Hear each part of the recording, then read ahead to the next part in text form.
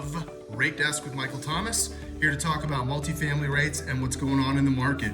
Let's jump right in. So today the Dow Jones Industrial broke into the 23,000 range. So again, more evidence that we're in a strengthening stock market. We have remained relatively range bound with the U.S. Treasuries.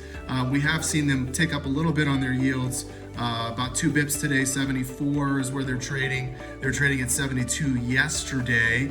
Congress is expected to unleash another $250 billion, that's right, billion with a B dollars to the PPP program to keep small businesses going.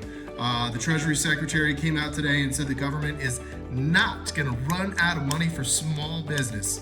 That is good to hear, and I'm sure that does relieve, at least mentally, some of the worries that small businesses have. We have seen that there's been some challenges with them accessing some of the funding, but that's to be expected with the new government program. So the commitment is there. Now we got to work on the infrastructure to get the money on the street. FHA rates relatively flat. We did see the 223F tick up a little bit around the 259, 260 range compared to yesterday on 35-year fixed rate. I got a higher quote on the 221D4 at 360. That's 30 basis points higher than yesterday. Not to be alarmed, these are indicative rates, and particularly the construction financing for 40 years isn't as widely quoted. So I wouldn't let that set any alarm bells off of interest rates are really going up in that category. We've seen them go up and come down on FHA, even in intraday trades. So 360 today on the 221D4, not to be alarmed by that. GSEs, our friends at the agency desk, flat today. Same as yesterday. A Fannie Mae DUS is 336. Freddie Mac is 344. That's good. We see a couple more days like this, we might start to see some more normalcy in the marketplace. I took a look closer at the CARES Act regarding the forbearance section, working with some borrowers here, writing some information on loan applications about COVID.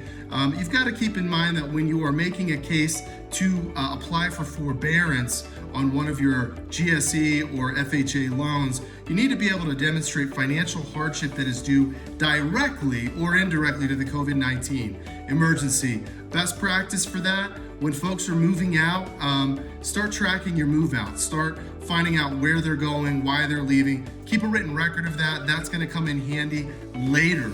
And a couple questions I want to leave you with today that I've been thinking about. Most leasing now done today through virtual online tours. Is this something we're going to see more of in the future? Do people physically really need to go to the apartment buildings if they're able to get a real sense of the community space, the staff, and the actual unit virtually? That's a good question as we move forward after this. Another question, Boon is suburban multifamily development following this.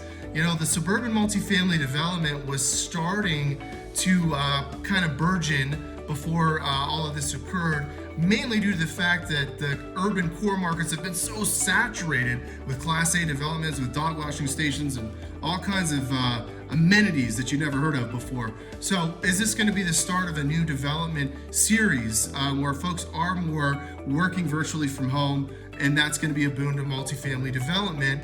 Some de-urbanization there, perhaps, millennials with kids. Maybe not every millennial is going to come and buy a house in the suburbs right away. We need more rental housing. We need more nice apartment communities. Think about your unit mixes, more 2s and 3s, more family oriented, not the micro unit kind of urban trend. We kind of go in the opposite direction, expanded units, bigger for families in the suburbs, allowing people to work virtually from home. Just food for thought for today. Thanks for checking in. Again, this is Michael Thomas at Rate Desk.